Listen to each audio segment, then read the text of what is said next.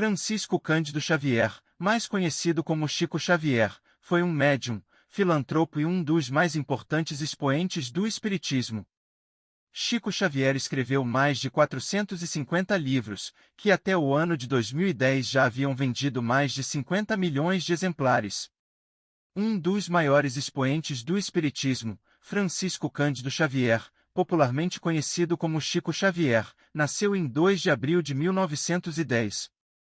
De origem católica, tendo frequentado a igreja constantemente na infância e adolescência, em 1927, com 17 anos de idade, se deparou com um problema familiar, possivelmente de origem obsessiva e, diante deste fato, somado às manifestações espirituais precedentes, se entregou à doutrina espírita cristã.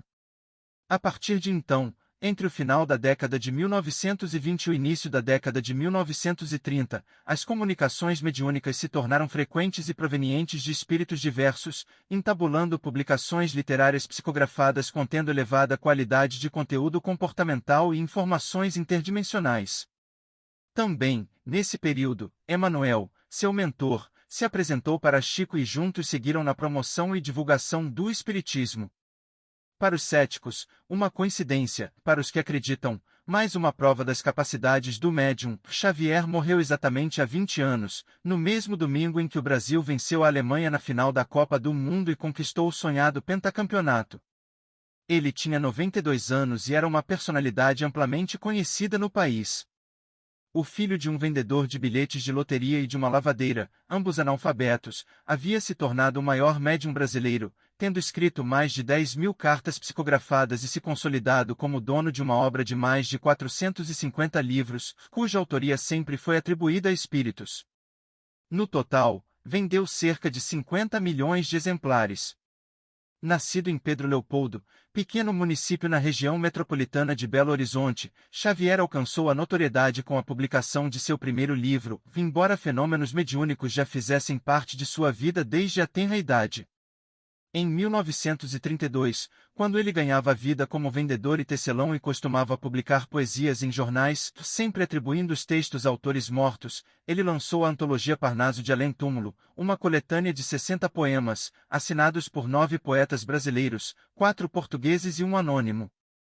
A edição ficou por conta da Federação Espírita Brasileira. E o livro alcançou repercussão no meio literário. Ele tinha pouco mais de 20 anos e era um matuto, um menino do interior de Minas Gerais, filho de pais analfabetos, que colocava no papel poemas assinados por nomes como Castro Alves, Augusto dos Anjos. E afirmava: foram eles que escreveram, não fui eu, conta o jornalista e escritor Marcel Souto-Maior, autor de, entre outros, As Lições de Chico Xavier e As Vidas de Chico Xavier. Era uma época em que ele, que já havia trabalhado numa fábrica de tecidos, trabalhava 12 horas seguidas por dia como vendedor no armazém de um tio. Tinha pouco tempo para leitura e para exercícios de escrita, comenta Souto-Maior. O livro foi publicado e provocou uma grande comoção, atraindo a curiosidade dos principais escritores da Academia Brasileira de Letras.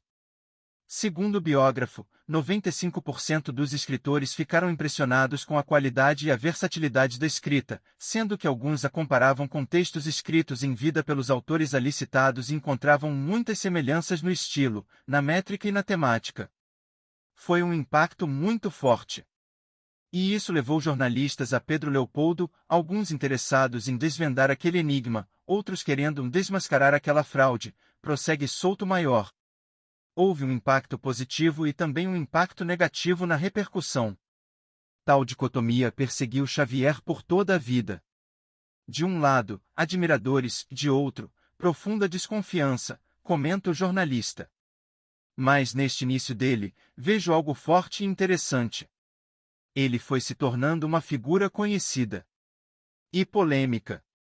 E se ele sempre manteve a simplicidade no seu dia a dia, 3 anos depois, assumiu um posto de escrevente datilógrafo em uma fazenda modelo ligada ao Ministério da Agricultura, a escrita passou a ser parte indissociável de seu dia a dia como médium. De certa forma, foi essa obra literária mediúnica que atraiu Souto-Maior ao universo de Xavier. Ele se recorda que, nos anos 1990, era então subeditor de cultura do Jornal do Brasil quando ficou curioso para ver uma peça de cunho espírita que estava arrebatando as bilheterias no Rio de Janeiro. Era Nosso Lar, baseada no best-seller homônimo psicografado por Xavier.